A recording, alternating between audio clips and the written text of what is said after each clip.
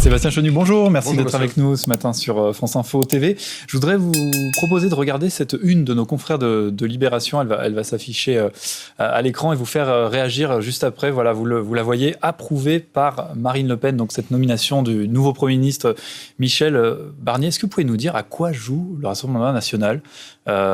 Quelle est la nature de ce deal avec Emmanuel Macron ? Bon, la une de Libération est amusante. Ils auraient pu faire la même avec Bernard Cazeneuve, rejeté par le nouveau Front populaire. Le Rassemblement national a permis d'éviter le chaos institutionnel. Et je pense qu'en cela, première force d'opposition, premier groupe à l'Assemblée nationale, eh bien, le Rassemblement national a montré qu'il était à la hauteur de ce que pouvaient attendre les Français. On a d'abord permis à la France d'éviter un Premier ministre nouveau Front populaire, un Premier ministre socialiste en la personne de Bernard Cazeneuve, et d'éviter Xavier Bertrand, ce Premier ministre dont le passé ne plaidait pas en sa faveur, j'allais dire, pour l'avenir du pays. Donc déjà, là, on a réussi. Michel Barnier, c'est le moins pire, c'est ce que vous dites. En fait, vu du Rassemblement national, c'est le moins pire. Marine Le Pen, c'est simple. Marine Le Pen a posé un certain nombre de conditions en disant nous ne censurons pas immédiatement, c'est-à-dire en arrivant, par une motion de censure spontanée, un Premier ministre qui déjà respecterait les 11 millions d'électeurs qui nous ont fait confiance au moment des élections législatives. Mais comment vous pouvez en être sûr qu'il va respecter vos 11 millions d'électeurs ? Parce que vous avez des personnalités dans la vie politique. Xavier Bertrand disait qu'il avait cassé les mâchoires du Rassemblement national, s'exprimant ainsi comme une sorte de racaille. Michel Barnier est un homme plus courtois, il faut le dire, correct dans la relation qu'il a avec les autres. Je crois que lorsqu'il était commissaire européen, il recevait les groupes politiques régulièrement, dont le groupe du Rassemblement national, enfin du Front national de l'époque. Donc, nous avons considéré que sur la première des conditions, mais il y a plusieurs conditions pour que nous ne le censurions pas à l'avenir, eh bien, sur cette première condition, nous n'allions pas bloquer le pays par une motion de censure spontanée. On verra pour la suite, car Michel Barnier demeure un adversaire politique. Nous ne le soutenons pas. Et par conséquent, c'est à lui de voir jusqu'où il fait bouger son logiciel. Alors justement, quelles sont les autres conditions ? J'imagine des conditions politiques. Le Rassemblement national souhaite la mise en place de la proportionnelle, souhaite un durcissement des lois sur l'immigration. Est-ce que ça a été mis sur la table dans l'échange téléphonique les récents échanges téléphoniques entre Marine Le Pen et Emmanuel Macron ? Mais Marine Le Pen l'a dit publiquement, ainsi que Jordan Bardella. Nous, ce qui nous intéresse, c'est le concret. La vie des Français. Donc nous souhaitons que le Premier ministre qui est nommé aujourd'hui ouvre 3 chantiers prioritairement. Le pouvoir d'achat. Nous, on porte une proposition de hausse des salaires de 10% jusqu'à 3 fois le SMIC en échange d'un gel des cotisations patronales. Cette proposition et ce dossier du pouvoir d'achat, il est prioritaire. La lutte contre l'immigration, évidemment, et la lutte contre l'insécurité. Ça, c'est les grandes thématiques du quotidien. Et on veut un Premier ministre, on sera attentif, on ne censurera pas, ou en tous les cas, on sera attentif à un Premier ministre qui, évidemment, dans un discours de politique générale, indiquera qu'il s'attaque à ces chantiers. S'il ne fait pas ça, vous le censurez par contre. Ce que vous dites. Attention. Voilà, j'allais dire, nous ne le censurons pas à son arrivée. Nous attendons de voir, nous allons écouter ce qu'il a à dire. Si évidemment le Premier ministre s'éloignait terriblement de nos attentes, alors de façon implacable, nous pourrions le censurer. Et puis, vous l'avez indiqué, la proportionnelle. Pourquoi ? Parce que la situation politique est assez bloquée et que si elle devait perdurer, s'il était difficile de trouver des majorités sur les textes dont je vous ai parlé et que la France était bloquée, eh bien, il faudrait débloquer ce système.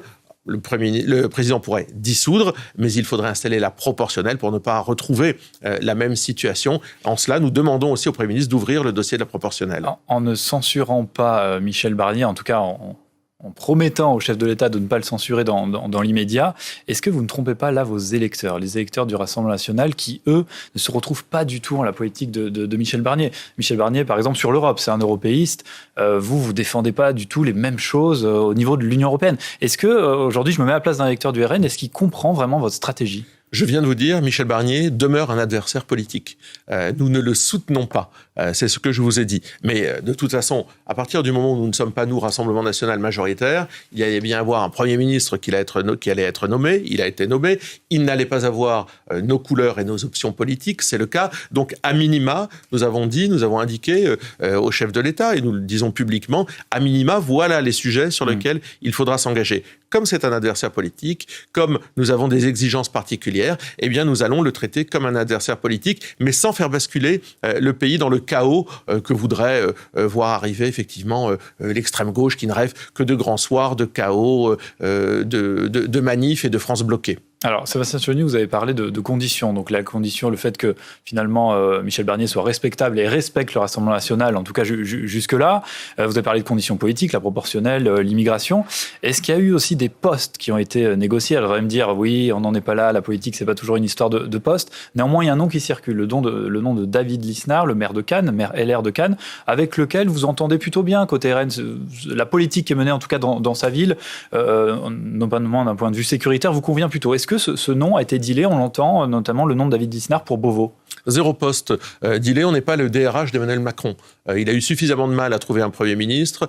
Il a évidemment souhaité savoir si on allait bloquer ou pas immédiatement ce Premier ministre. Nous lui avons indiqué que non, mais on n'est pas son DRH. C'est à lui, au Premier ministre, de former ce gouvernement, Emmanuel Macron de le valider. David Lisnard a des qualités, mais enfin, on a présenté un candidat aux élections législatives à Cannes contre David Lisnard, il était suppléant et notre candidate d'ailleurs a failli gagner. Donc voilà, ce sont des adversaires politiques. Nous ne sommes pas d'accord avec eux. Nous considérons qu'ils ne mènent pas la France dans la bonne direction. Maintenant, si aujourd'hui ça leur permet de faire évoluer leur logiciel, si ce rapport de force que nous avons installé grâce à nos 11 millions de voix et avec notre allié Éric Ciotti, nos 142 députés, eh bien si ce logiciel bouge, que ce soit sur l'Europe, vous l'avez dit, ou que ce soit sur les problématiques du régalien ou du pouvoir d'achat, nous regarderons et nous jugerons sur pièce uniquement dans l'intérêt des Français. Mais là, vous ferez basculer le pays, du coup, dans l'instabilité. Vous disiez, juste à l'instant, votre argument, c'est on ne voulait pas que l'instabilité perdure, donc du coup, voilà, on le soutient au moins, parce que c'est le moins pire.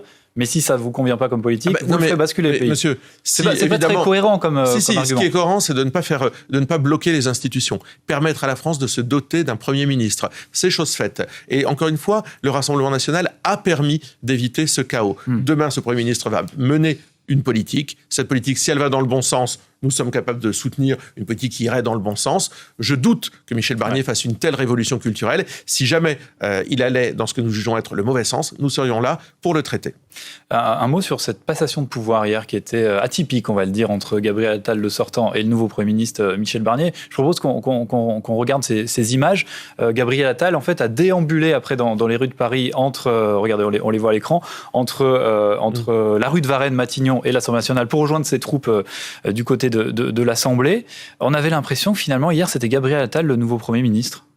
Deux choses. D'abord, moi, j'ai trouvé ça un peu arrogant de la part de Gabriel Attal. Il a 8 mois, il a un bilan qui est assez mauvais. Je veux dire, le déficit et la dette sont catastrophiques. Enfin, Gabriel Attal nous lègue cela aussi, avec la complicité de Bruno Le Maire. Donc, quand on a un tel bilan, on ne se pavane pas, on est un peu plus humble, je crois. Mais surtout, ça dit aussi autre chose. Hier, le discours de Gabriel Attal, je crois, c'est que la Macronie est morte et enterrée. Gabriel Attal veut voler de ses propres ailes. Édouard Philippe a déjà acté que la parole présidentielle ne valait plus rien. Et donc, par conséquent, c'est déjà la guerre dans les potentiels successeurs d'Emmanuel Macron. Moi, je me dis toujours, et l'intérêt de la France dans tout ça, évidemment, ils n'en ont que faire. Alors la gauche a aussi un intérêt. Demain, elle appelle à se mobiliser. Une partie de la gauche, en tout cas, et notamment la France Insoumise et la jeunesse française, en tout cas certaines associations qui appellent les Français à descendre dans la rue pour, je cite, dénoncer le coup de force politique d'Emmanuel Macron.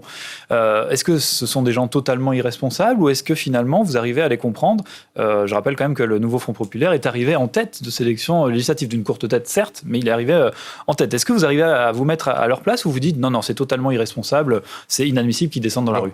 D'abord, le Parti socialiste, j'ai vu, n'appelait pas du tout à manifester. Donc, on est sur l'extrême gauche plutôt qui appelle à manifester.